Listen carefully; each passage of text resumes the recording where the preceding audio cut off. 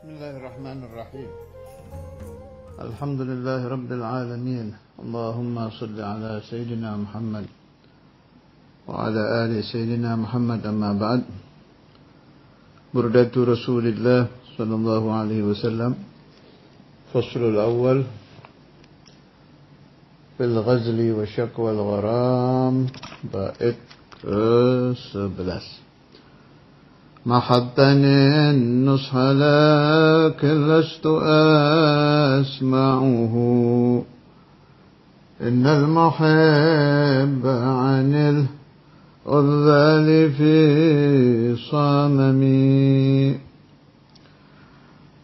Mahadtani nusha, engkau memberikan nasihat kepadaku dengan murni, dengan ikhlas.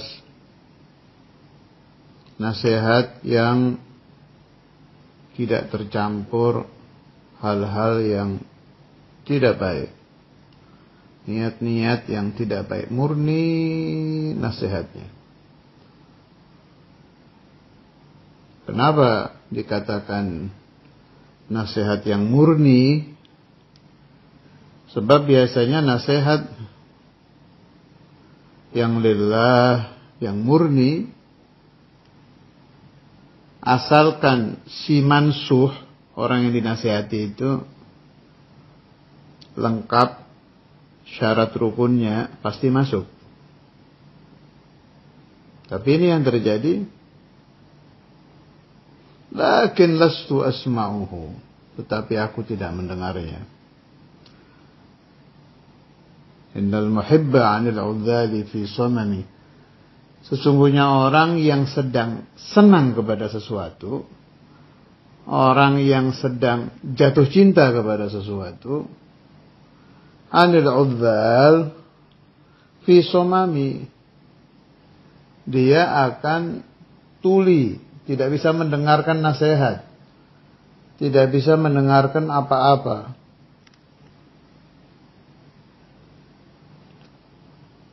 Tidak akan peduli kepada al-udzal, al-luwam, orang-orang yang akan mencaci dia. Jadi bagaimana ini? Kalau yang dialami Al-Imamul Busiri itu ya baik. Sebab beliau gharita fi hubbi Rasulullah sallallahu alaihi wasallam. Tidak ada masalah itu. Oke-oke saja, baik-baik saja. Tapi bolehlah kita sedikit mengambil pemahaman tentang nasihat. Itu tambah-tambah ilmu ya. Kalau yang dicintai itu dunia, mahabbahnya itu kepada dunia, boleh dicatat ini di dalam pikiran, otak, terakhir dimaktubkan di hati, dicatat baik-baik di dalam hati. Dinasehati apapun tidak akan masuk. Nasihat itu kalau untuk zaman kita ini sudah, ya Allah, mau nyari nasihatnya siapa? Pertama, a'zamun nasaihi kitabullah mawjud. Mau cari nasihat dari ayat-ayat Quran 6.666 ayat. Ada sudah. Pukul berapapun Anda akan mencari makna Al-Quran, mawjud. Paling yang perlu dijadikan catatan ya harus hati-hatilah siapa yang sedang menerangkan ayat-ayat tersebut. Orang ahlul haq atau tidak. Ya, di sini saya temukan fi ba'dil kutub ya. Idza ghariqa ibnu Adam fi hubbid dunya qala kaifa a'mal? Aina at-tariq? Aina al-khalas? Shibhu as-sakran. wal ghariqi fil bahri wa illa ma ba'da kalamillahi kalam wa la ba'da dilalati rasulillahi tariq. Katanya ulama yang saleh ini, mau cari apa lagi tentang nasihat? Tidak ada di atas kalamullah wa kalamu Rasulullah. Tapi yang jadi masalah, yang dinasehati itu sedang cinta kepada dunia. Orang yang cinta kepada dunia itu seperti orang yang sedang tenggelam di laut. Jadi caranya yang diobati hubbud dunianya dulu ini.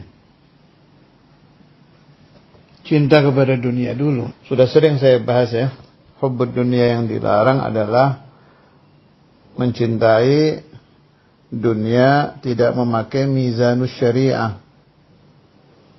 Kalau sesuai mizanus syariah tidak disebut cinta dunia yang madmum. Sudah sering saya bahas itu. Jadi untuk bab nasihat ini sudah lengkap. Waduh, di atas cukup. Mau cari nasihat Imam Ghazali, ada yang ngajar Ihya. Di YouTube itu kan lengkap itu. Anda mau baca, masuk ke toko kitab, maujud. Kutubul Imam Al-Ghazali, Kutubul Imam Nawawi, sudah diterjemah semua. Senang kepada Ahlul Bait, cari nasihat Habib Abdullah Haddad, sampai bikin kitab isinya nasihat, nasaih, nasaihud diniyah, semua ada. Tinggal bagaimana caranya memasukkan nasihat tadi ke dalam hati kita untuk bisa diamalkan. Ba'du masyayikhina, saya tahu betul cara guru-guru saya itu kalau mau menasihati seseorang. Ini yang nggak pakai mukasyafah ya. Kalau pakai mukasyafah ya beda lagi lah. Lalu guru-guru saya yang kasyaf ya beda lagi caranya. Ini yang biasa-biasa saja. Yang saya maksudkan biasa-biasa saja itu beliau sedang memakai cara yang normal, cara yang biasa. Bukan sedang memakai cara yang di luar kebiasaan, alias kharikul ada, itu nggak bisa kita ikuti kan. Itu caranya. Kalau mau menasehati orang yang sedang ikut jalan yang sesat, thariqah yang dhalalah, yang sesat, itu nggak langsung, kamu keluar dari situ, jangan ikut ajaran itu. Percuma, nggak masuk. Ini lagi senang ke situ, lagi cinta kepada thariqah itu, sedang cinta kepada sahibut thariqah.